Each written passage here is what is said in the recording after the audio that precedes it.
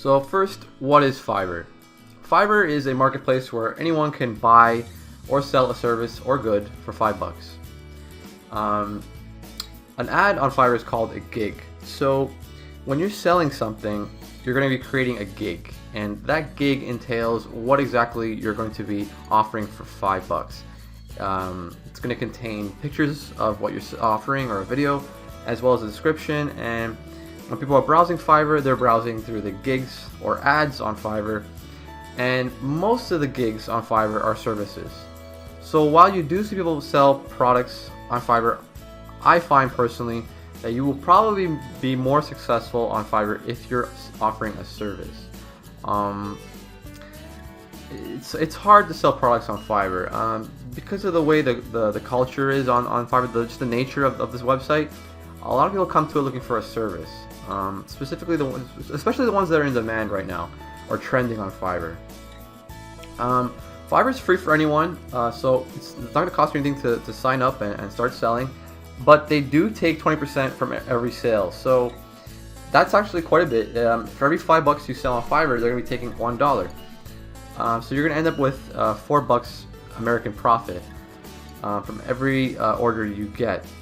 But on the bright side, there are things called gig extras, which allow you to add extra services to your gigs and charge $5 or more for them. So, for example, if I'm doing WordPress installation for $5, I can offer to also install a basic template for another $5, or I can also offer install all the best plugins, for $10 or however much. Who should sell on Fiverr? So if you're a freelancer like myself, if you do web design, graphic design, photography, writing, anything like that, Fiverr is perfect for you. If you're looking for a second or side income, Fiverr is great for you too. Most people, I would say, on the safe side, make about $500 or so a month on Fiverr, which is quite a bit, considering how much work you probably are gonna do on Fiverr, which is not much. Fiverr is also great for people who are looking to make money online or looking to work at home. So I know a lot of people that when they're trying to earn a full-time income online, they actually start with Fiverr. I find most people have success on Fiverr pretty quickly, within a few months or so, and it gets the ball rolling, to start you working at home. It also allows you to create contacts or connections, because depending on what you're selling, for example, if you're a web designer, you're going to have a lot of people approaching you who need a website, and that allows you to expand or upsell other services of yours off of the website, off of Fiverr. Also, Fiverr is great for people with unique skills and talents. So if you have this very unique skill or something you're not seeing being sold on Fiverr, you can monetize it. There's an opportunity for that as well. You do see a lot of bizarre and weird gigs, so why not? If that's one way you can make money, do it. Who buys on Fiverr? So small business owners tend to go to Fiverr to outsource a lot of their work, such as content, SEO, video testimonials, things like that. Also, website owners, people who are looking to get their logo design, people looking to get their website ranked better on Google, they go to Fiverr. Freelancers like myself who are looking to outsource work. So if you have a project and you want to outsource the logo or outsource some of the programming or installation, a lot of freelancers go to Fiverr. Writers, so if you're looking for someone to proofread or to write a book review or even write you some content, people go to Fiverr as well. And this is a new trend that you see app developers buy on Fiverr, because they're looking for people to design their app icons, they're looking for people to test their apps, to write reviews, stuff like that. So obviously, just you guys close the upper right hand corner and click on join, and it's going to ask you to create an account 3 ways. So first way is you join with Google, second way is you join with Facebook, and the second way is just create from scratch. I recommend creating it from scratch. I personally don't like to link up my personal social profiles with this site or any other site. Plus I want more control over my username and stuff like that. So let's input our email. do that. Okay, so now we're into the username. So you guys can, if you guys are having trouble creating a username here, what I would recommend is create a username based on what you're selling. So if you are a web designer or your specialty is WordPress, you can put, you know, something like WordPress guy or WordPress girl or something like that. It's not required, and I don't think it'll make and break your success on Fiverr. But you know, if you guys are struggling, just create a name like that. It's not, you know, it's not that bad. So what I'm going to put here is I'm going to put seller newbie. Let's see if that's available. Okay, so that's available. Choose your password, and then do some basic math to prove that you're not a robot. So then you join. Okay, so it's going to ask you to activate your account. So basically, check the email that you sign up with and click on the link, and your account will be activated. So let's go do that right now. And our account has been activated. So it's gonna prompt you with this, you know, what would you like to do today, and it's just gonna try and get you started on buying. But what we're doing here is we're going to be selling. So you guys can just click this, and we've activated our account. So the first thing they're gonna recommend is editing your profile, which is what you should be doing. So let's go ahead and do that right now.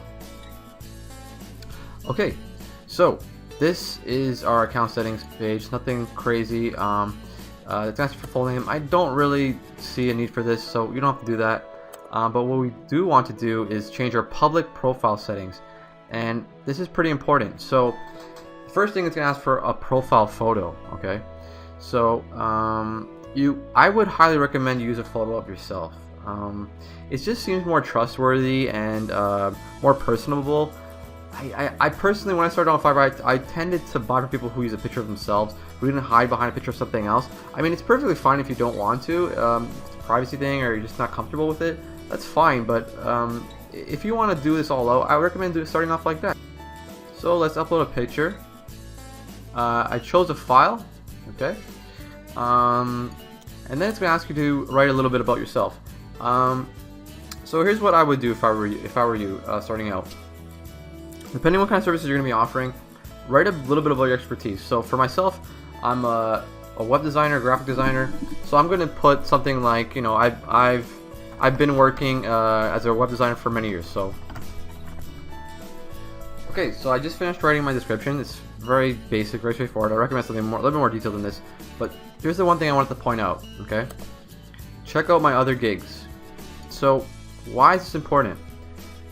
On each of your gigs, Fiverr actually places your profile on the right hand side of each gig with your picture and as well as your description. So when you see something like this, it encourages people to click on your profile and see what other gigs you're offering. So you might find that one of your gigs keeps getting a lot of traffic, but your other gigs are not. If you do this, this will show up on the gig that gets a lot of traffic, and it'll encourage people to check out other gigs, especially if you're selling more or less the same thing. So for example, if I'm going to create gigs that have WordPress installation, logo design, stuff like that, they're more or less linked. So someone who wants WordPress installation may want also logo design. So that when they check out my profile, they might order that service from me as well.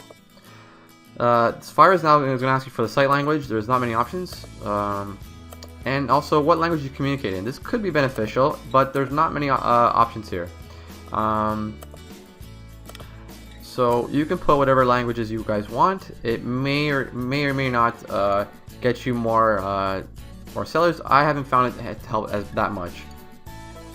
And then it's going to give you your link to your profile. This will allow you to promote your profile on social media, on forums, or however. But anyways, that's not important. Let's just save the changes.